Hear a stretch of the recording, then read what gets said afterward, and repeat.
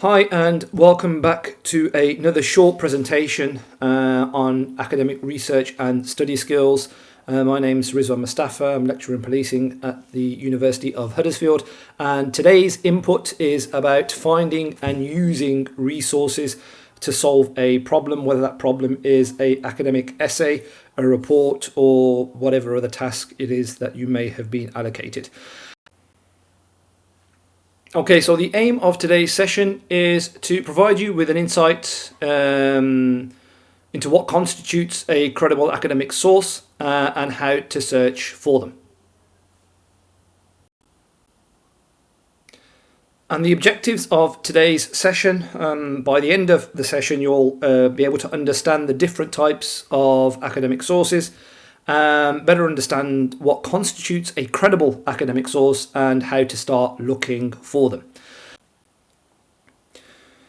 Okay, so broadly speaking, there's two different types of source. One is a primary source and the other being a secondary source.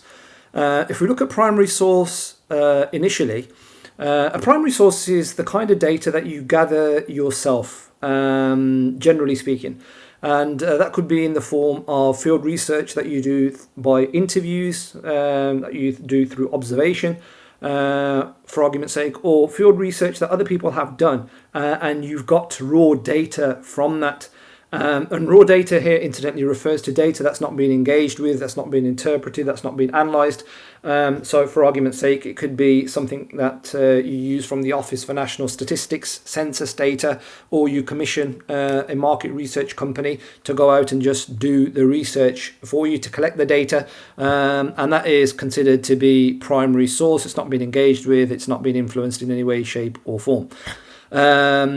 And again, that is a very kind of general position because there's lots of factors that can influence field research as well and the collection of primary data. But that's a separate conversation. But generally speaking, that forms your primary source data. Your secondary source data is, I suppose, anything that's not primary, and that would include other research, so other books that have been published, PhDs that have been done, journal articles that have been submitted, that have been peer-reviewed, established and credible newspapers that provide a perspective on a phenomenon, although newspapers that provide for argument's sake, a eyewitness account that hasn't been influenced by anybody else in terms of the account itself, maybe falls under the category of primary or certainly straddles both. So that's the kind of data that you have available to you as secondary source. So broadly speaking, data that's been engaged with, that people have analysed, examined and put their perspective on it, interpreted it and presented a premise or a conclusion at the end of it. Okay, so we've understood that there's two types of source, your potential primary or potential secondary source material. But how do we understand what is a credible source or what are the characteristics that we're looking for? The objective of any exercise is to find a research source that is high quality and trustworthy. And there's about 4 or 5 characteristics that encompass the quality and trustworthiness of a academic source. Firstly is the expertise. The person that's presenting the research perspective. What are their credentials? What are their academic credentials if they're writing from an academic perspective?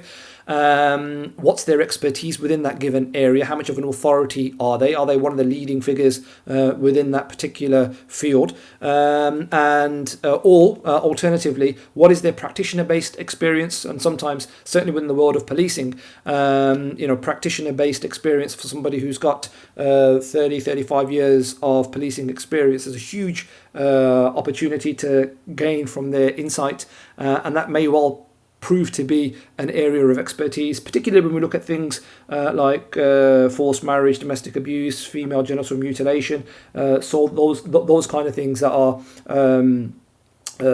niche in their understanding that people really kind of focus on and develop expertise in inverted commas. So that may in and of itself prove to be credible. Secondly, the viewpoint that the person is writing from, is it balanced? Is it neutral, or as neutral as possible? Is the evidence being used to inform the opinion, or is the viewpoint being utilized to manipulate the evidence? That's critical, because that then influences the outcome of the research and casts a shadow of doubt in terms of credibility and trustworthiness of that research piece. Thirdly, the date of the resource. How old is the reference that you're making reference to? How old and how relevant is it? If it's something that was written, in the 1970s and the 1980s, how relevant is that now? And particularly when you look at the policing dynamic, if we're looking at community policing in the 1970s and 1980s, it's fundamentally different to community policing in 2020. So some of the research pieces that have been put forward in terms of policing from that era, are they still relevant in this date?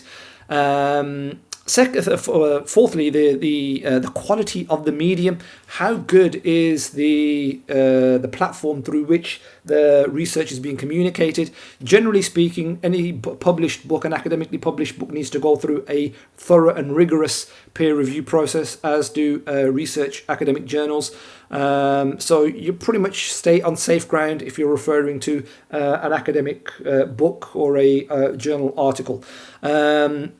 And certainly also some of the more well-established newspapers, the more respectable newspapers, are fairly safe ground. When you start looking at things like social media accounts, even though they may form evidence of a argument or of a perspective, it doesn't necessarily mean that they are themselves a credible source. Things like Snapchat, Instagram, Twitter, for argument's sake.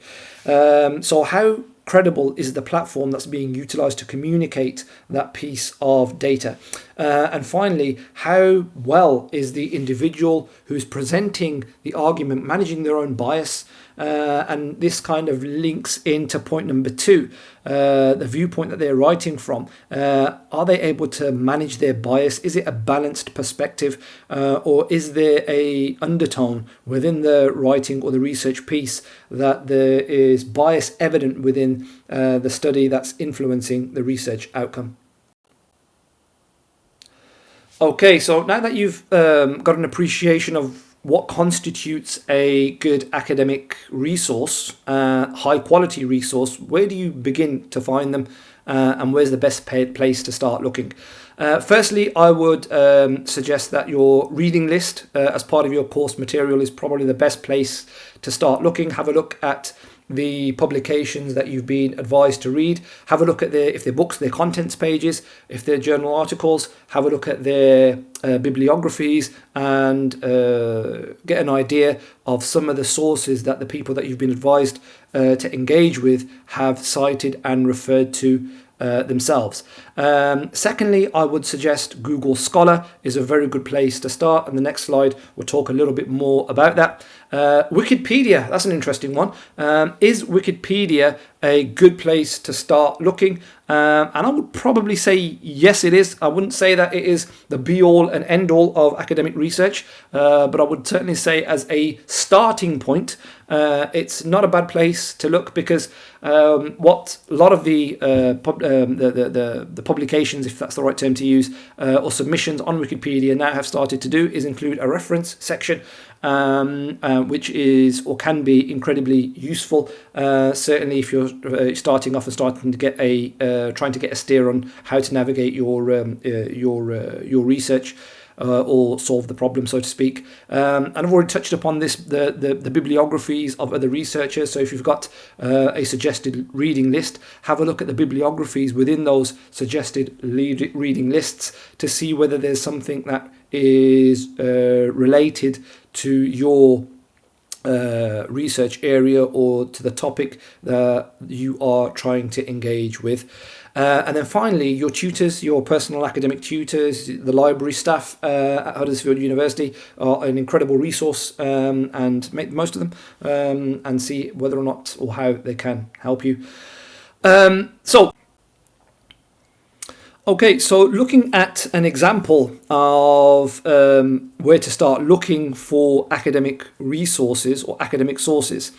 Google Scholar was mentioned, and here we've got a screenshot of a search for community policing that I put in, just to illustrate how Google Scholar works if you're not familiar with it. One of the great things about Google Scholar is, as well as giving you the results, it gives you how many times that result has been cited by somebody. So if we look at the very first one, which talks about community policing, that's been authored by J.R. Green, it mentions below it that it's been cited 472 times. So that's not a bad reference point. It means that people within the sector, within the field, are referring to J.R. Green as an authority who's writing on that subject area. But if we scroll down a little bit further and look at the ones that have been underlined in red, you can see that the piece that's been written by, I'm not even going to try and pronounce that, but RC and B, has been cited over 1,000 times, whereas the one that's been written by Skogan has been cited over 1,100 times. So you can have a look at that and understand that from a community policing perspective, Skogan is perhaps one of the authorities in the field, and that's somebody that I'd be interested in having a little bit of a closer look at in terms of their work. And what you may find as well, that if Skogan is a authority on community policing, that J.R. Green may well refer to his or her theories, reference them within their work.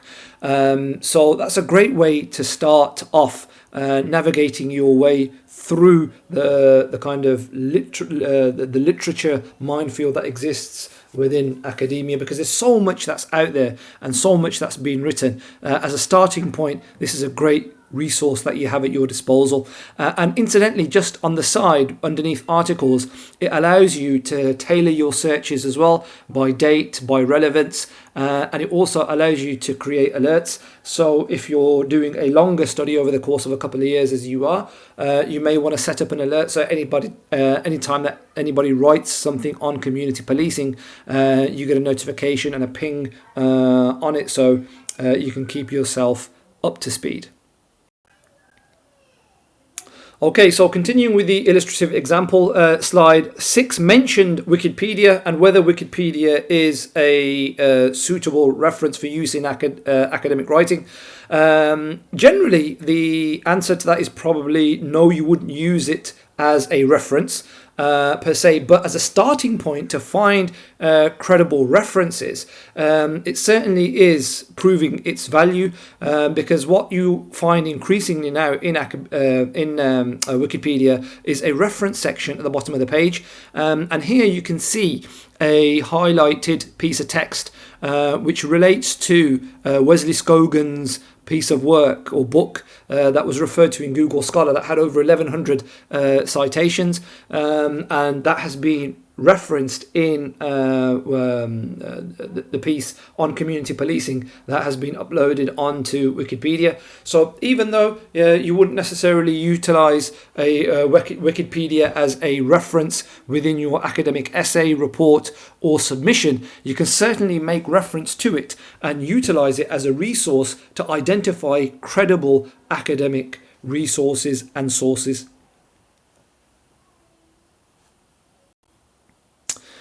Okay, so coming full circle, that's the end of this presentation. The aim of it was to provide you with an insight on what constitutes a credible academic source and how to search for them. We understand the 5 key characteristics of a credible academic source, and we understand how we could start looking at them now, be that through your suggested reading lists to interrogating the online space. And in terms of the online space, there are some great resources available at your disposal. There's a couple of great videos on YouTube that are worth looking at in terms of credible sources and the different types of research source. They're about 2 or 3 minutes long, but certainly worth the watch. In addition to that, there is, of course, the University of Huddersfield Library, the physical library, as well as the online space that you have at your disposal.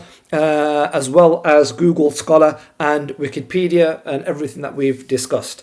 That's it from me, folks. If you have any questions in relation to your academic essays or development, then please don't hesitate to contact myself directly or anybody else at the school. Thank you for your time, and bye-bye.